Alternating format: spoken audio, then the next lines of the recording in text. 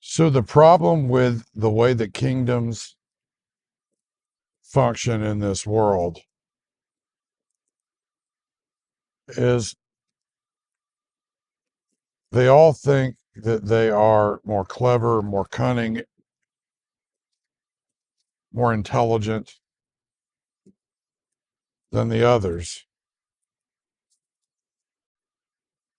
And even if they have good intentions or what they think are good intentions, and they actually may be to one degree or another, some mixture thereof of good and bad intentions,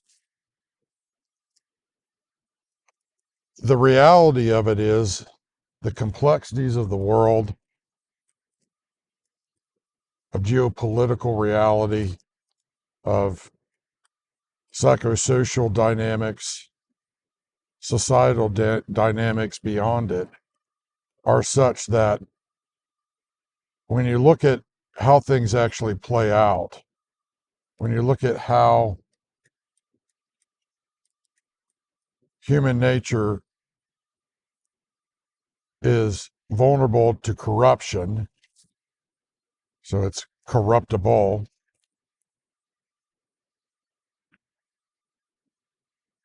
those that have a worldview that don't really believe as such play that out, and it becomes to be seen in the outcomes thereof as their worldviews are shown to be insufficient, their beliefs mixing with their ignorance, their arrogance, and their own corruptions thereof.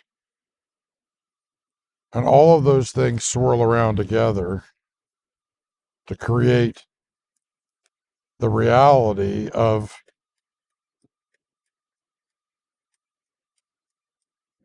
what we would call global insanity.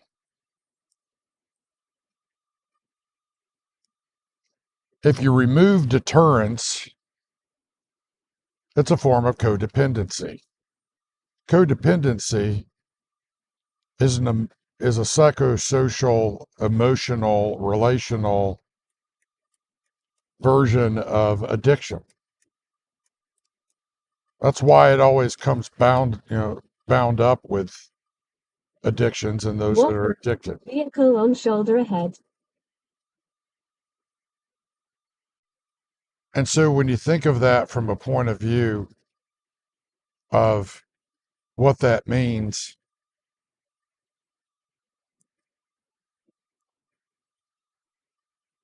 in the bigger reality of human relations, geopolitical, geostrategic relations, what one finds is that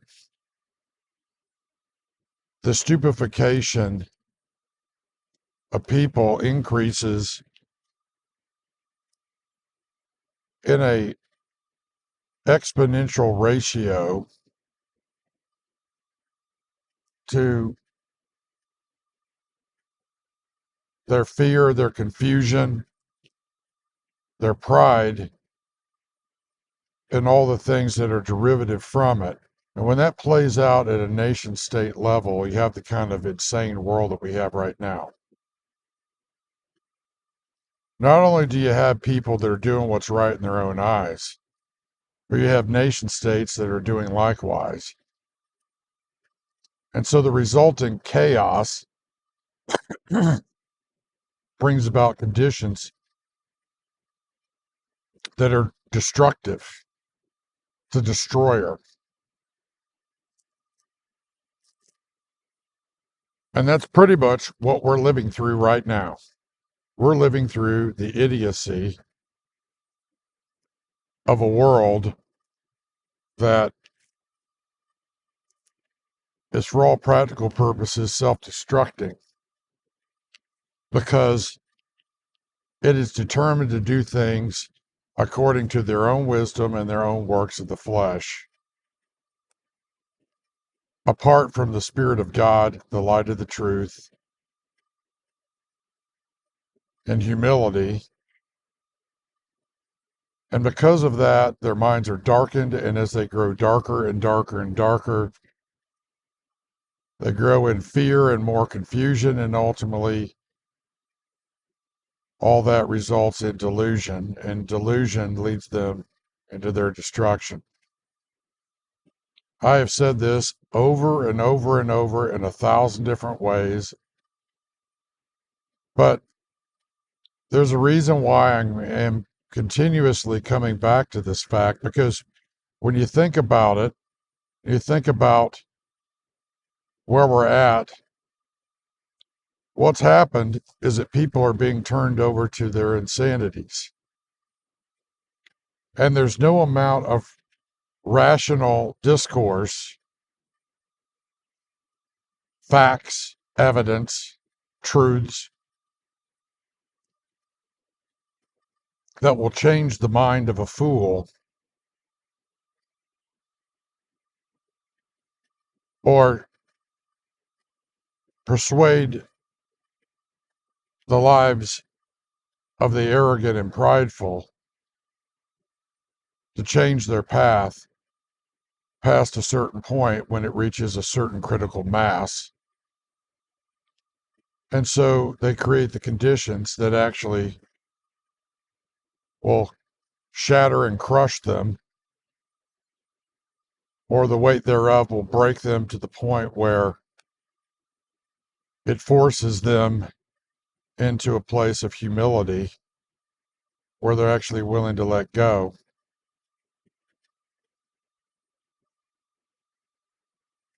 You see, the interplay between people and nations, as I've explained innumerable ways, is real.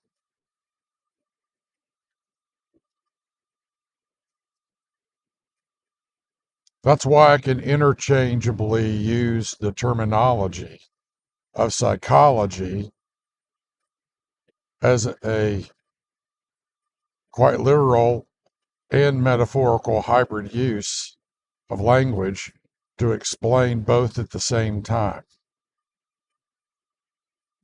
So let's go back to appeasement. When you appease your enemies, you're also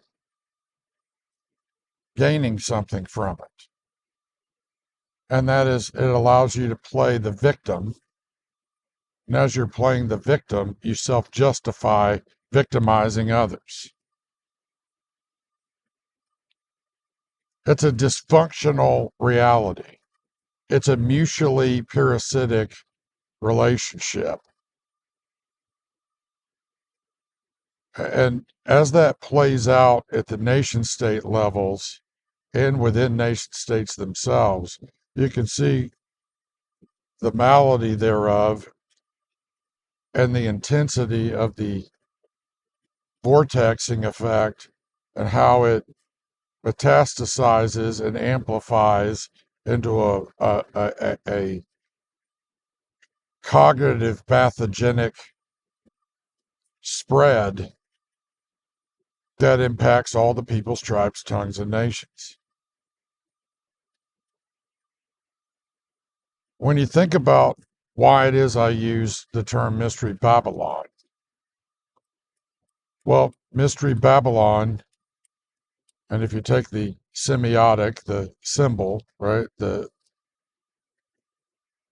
descriptive metaphorical use of a woman riding a beast, a dragon,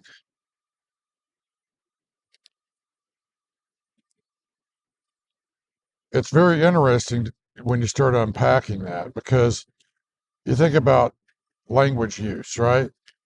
Think about somebody who's always trying to put you down, always going off on you, always accusing you, beating you down. What do you say? Right? Get off my back. Well, that person's riding my back all the time, right? So there's that element of it. That's a great metaphorical use of language to explain this at macro levels and micro levels. And then it's also sexual. It actually has a sexual imagery to it, a debauchery to it, right? And then there's the other part that you become the beast you fear so that the beast won't eat you. At least that's what you think. But it's actually the trap because eventually you run out of the ability to keep feeding the beast. The more you feed the beast, the more you become a beast, and the more you become the beast you feared, and then you devour one another. Both are destructive paradigms. Both are born out of addiction of a sort, right? Codependency of a sort. And it's born out of avarice and hubris, pride, fear, confusion, ignorance, arrogance, all the things that corrupt both human nature and nation states. And as those things amplify, the insanity of it grows in direct proportion to the level at which the delusion and darkness take root, to the point where eventually not only do you have massive conflict, but you also have massive destruction. Societies fracture, systems atrophy, and the resulting maelstrom in the chaos fuels more of the fear, confusion, refusal to let go, and attempt to control. And all of those things impact everybody. There's a macro level meta effect as well as a micro outplay or outflow or micro cascade effects. So the micros and the macros are unified in their actual desolations. It is the inverse, a photographic negative, if you will, of how things should be. So when you look around you and you see the inversion of things, you're actually observing the outward effects on the surface of a spiritual reality that's superimposed on the observable physical reality, right? That most people don't comprehend, they don't see, they cannot discern. So they're even more vulnerable to it and easily deceived by it. Now think about that. Think about why I bring that up and why that's a big deal.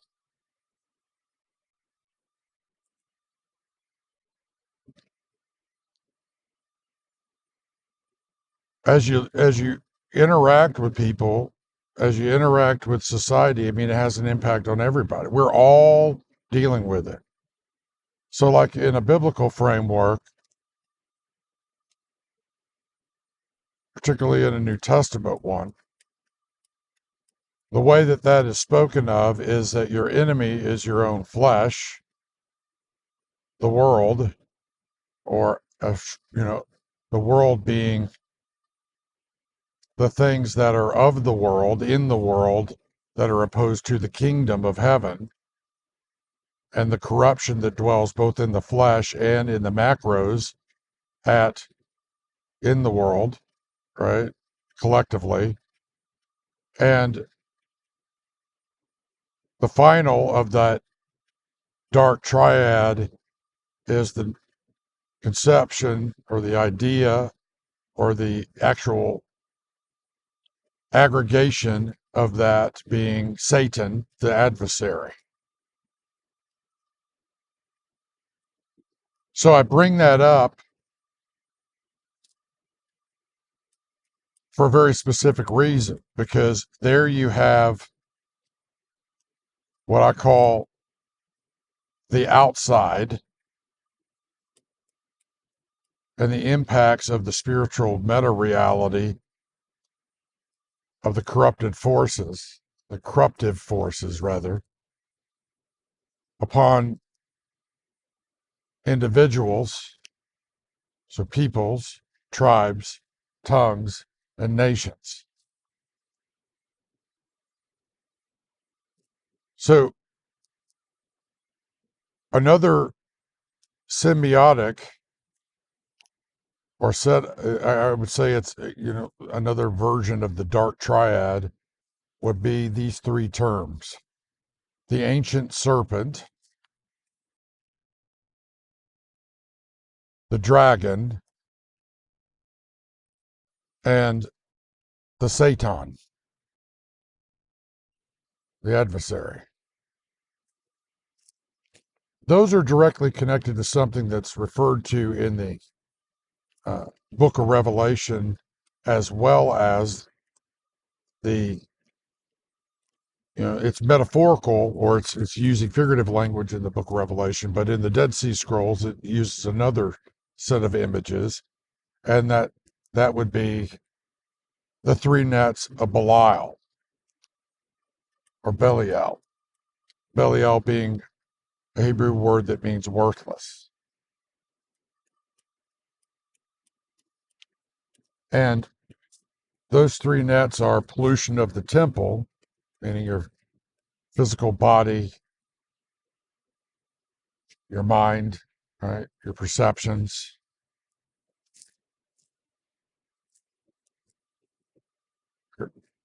and all the things connected to your flesh, right? And then also that of number two being stolen wealth, health, opportunity, relationships, you name it. Anything can be taken from your joy, all those things, right? And then here's the third net. The third net is sexual enslavement, idolatry, perversion, right? So all three of those in that dark triad are represented in the ancient serpent, the dragon, and the Satan.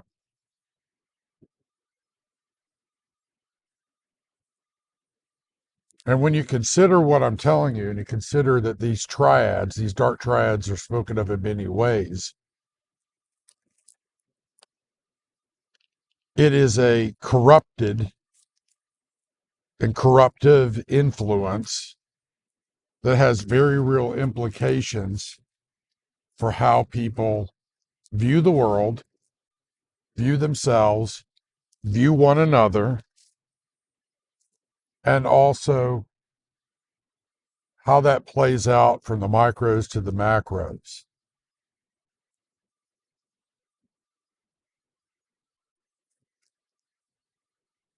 Now, think about what I'm telling you and why I'm telling you this. Think about some of the ways and some of the things that have occurred in history, and think of it in terms of how it plays out in triads, in dark triads. Right? We talk about the Axis powers, right?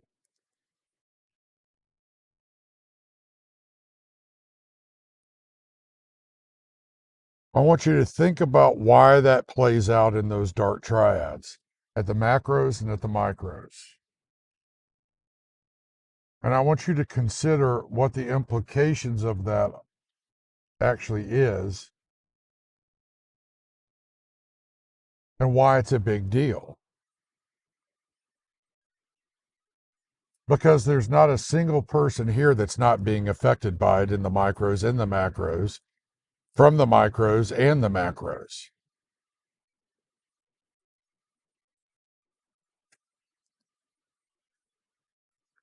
And I tell you this for good reason, because as these things play out,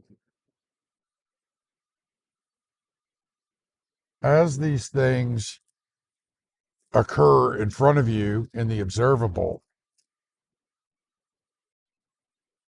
they're not happening in a vacuum.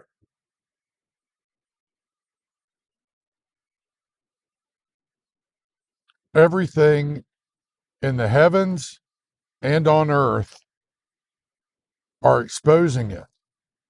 Everything's telling you a story. Everything is actually speaking to you and trying to point you in a direction to see what's happening and how it's affecting everything else.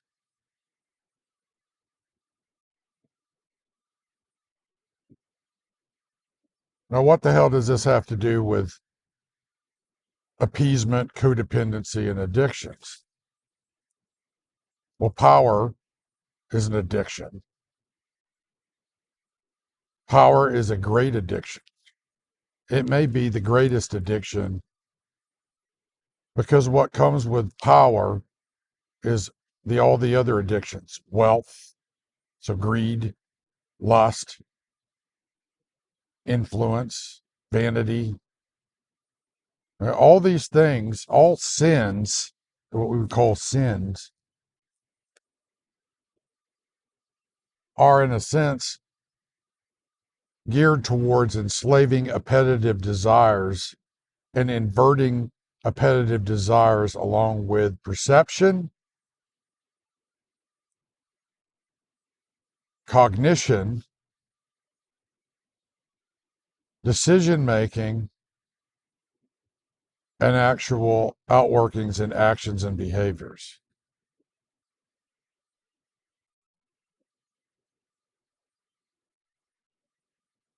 So, appeasement being a geostrategic, we're talking at a geostrategic level, a geostrategic form of codependency.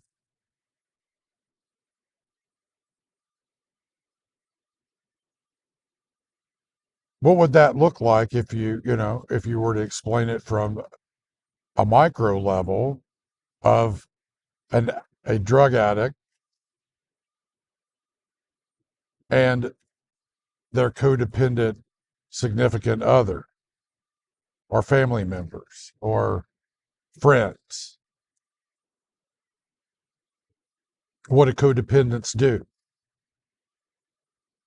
Codependents enable, they enable the addict to continue being an addict and continue on in their addictions. And why would they do that? They must be getting something from it. So what are they getting from it?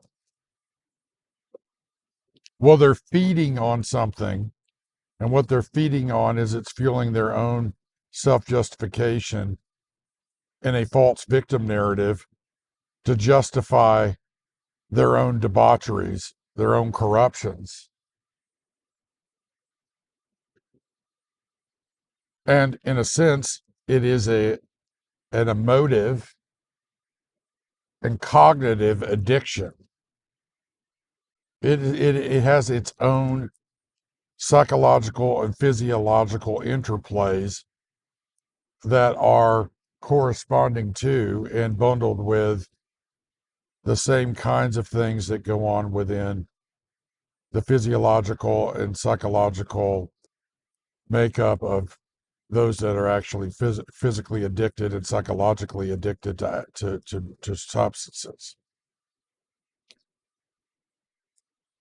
So greed, actually, the same areas of the brain that fire up in cocaine addictions and other substance addictions, right? It actually maps very closely. The greed maps very closely from a neuroscientific point of view in the brain. So what I'm trying to tell you is that the reality you live in and why the flesh is corrupted or corruptible, right, has direct ties to the vulnerabilities thereof and what works on it and how you think and the interplay at the micros with others and your physical environment and the broader reality of the world and all the things in it that are of it that are opposed to the kingdom of heaven, that being the truth, right? And of course, we say the truth will set you free. Well, there's nothing more obvious than an addiction, because an addiction makes you a slave to something that's destroying you. And that's why the temptation of the things that are addictive are so strong. It lures you in order to make a slave out of you to feed on you. And there's a very real spiritual reality attached to that. It's parasitic. It's subtle. It's in the meta reality, meaning beyond the perceivable, although you see the effects of it in the perceivable.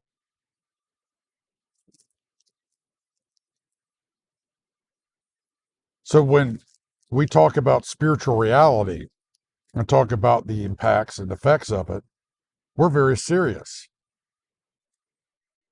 When we say things like nothing good dwells in the flesh, that presupposes something can actually dwell in your mortal coils, in your flesh, in your thinking, and affect you, influence you.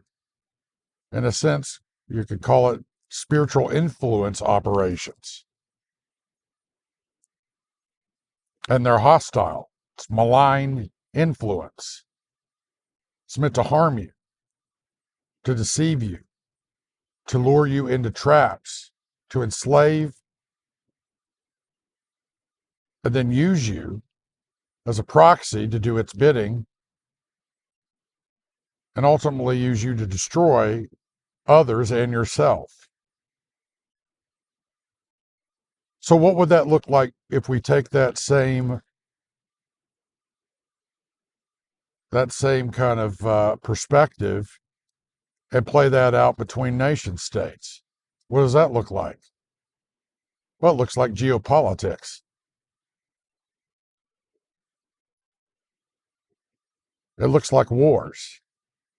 It looks like nations trying to poison and influence others in a hostile way to be able to control them, to plunder them, to destroy them and kill them.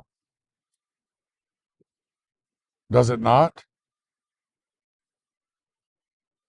If you apply what I'm telling you from the micros and how individuals that are caught in addictions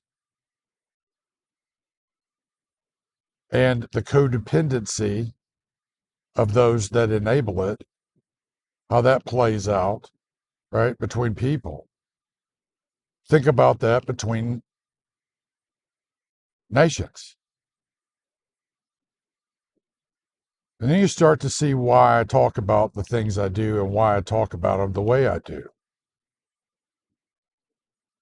And if you're willing to actually take the time to think about it and hear me out, what I'm doing is I'm pulling a veil off the world and showing you what really is, what you actually really live in, and why things really are the way they are.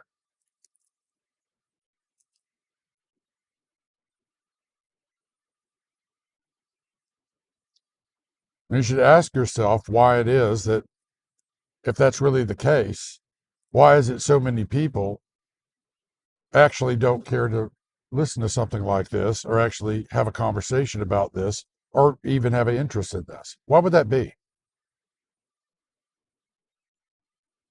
Well, it's because they have essentially bought in to the ways of the world and they're captured by it. It's reality capture. Right? They're blinded by the world. They're blinded by this, as we would say, the spirit of the age or the zeitgeist. They're enamored by everything that actually is destructive, whether they realize it or not.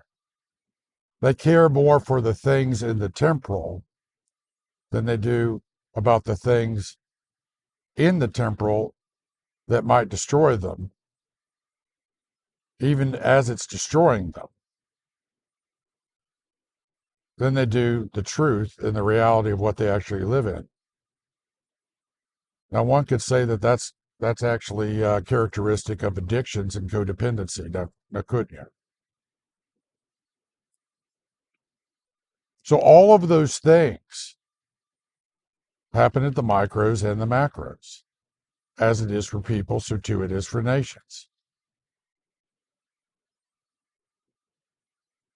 So when you're looking at things in your own life, in your own family, in your own neighborhoods, your towns and cities, counties, states, the nation or nations, and the interplay, right?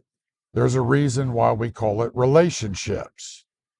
Okay? We have relationships with others. We talk about different types of relationships, transactional relationships,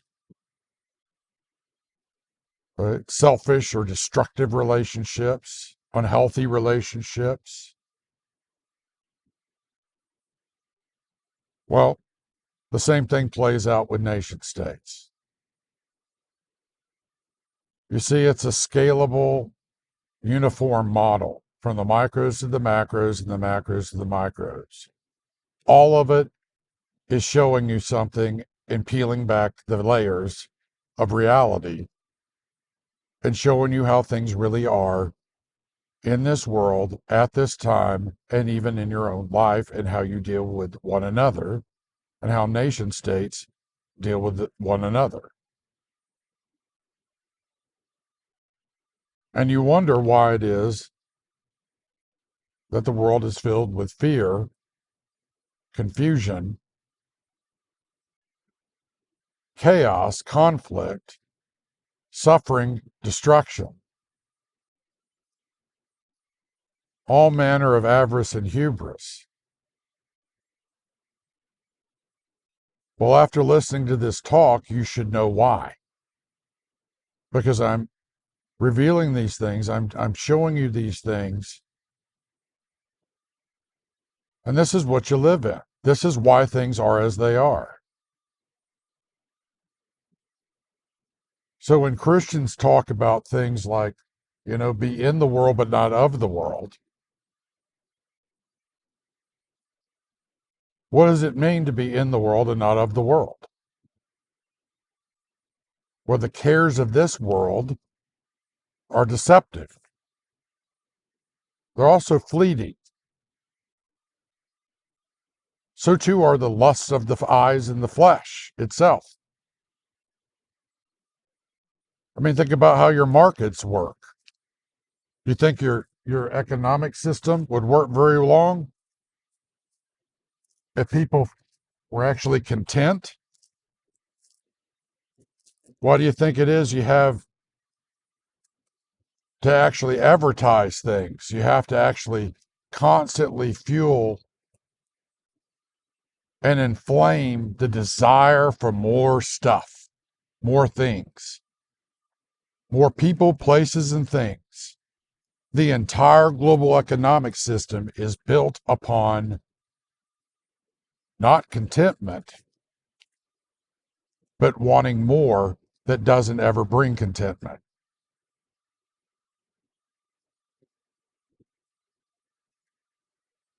You see, you, there's not enough temporal people, places, and things to fill an infinite hole that only God's Spirit can fill. You see, even all these things are still pointed to something greater than all these things. That's why we say things like, what does it profit a man or a woman for that matter to gain the entire world and lose their own souls? Because all the things in the world are not enough to fuel an infinite appetite. That infinite appetite of the flesh, even though it is anathema or opposed to the kingdom of heaven, actually still points to the very thing it's opposed to. There's an irony for you. And was an addiction. An addiction, you never get enough. You always have to keep feeding the beast, right? We even call addictions oftentimes by that kind of language set.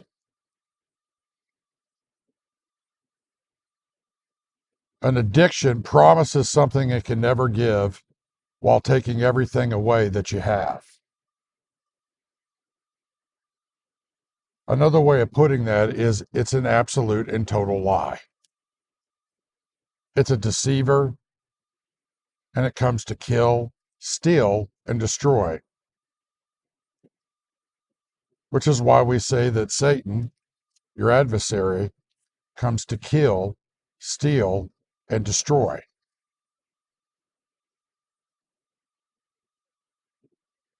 Are you tracking with me? Do you understand what I mean? Everything here, regardless of what it tells you, can't actually be for you what only God can be for you. And so if you're replacing God with something that can't be,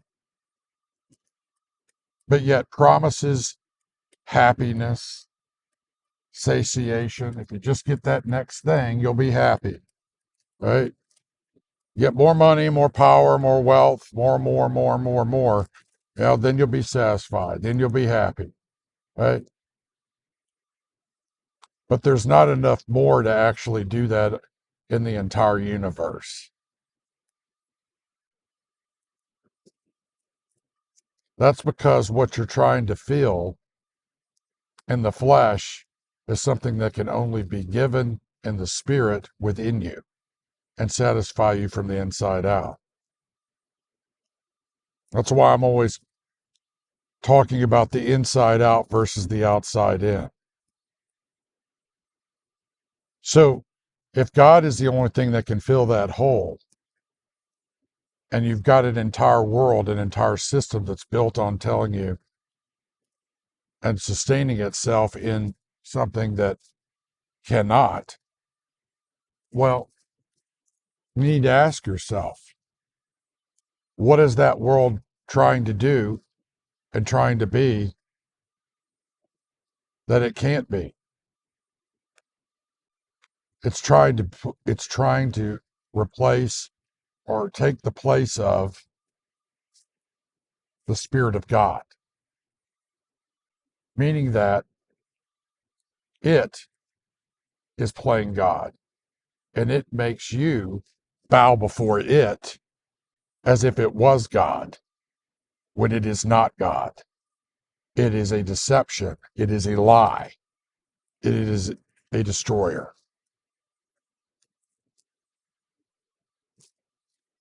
Hey, buddy. Hey, finally, I get to call you for 15, 20 minutes. Yeah, buddy.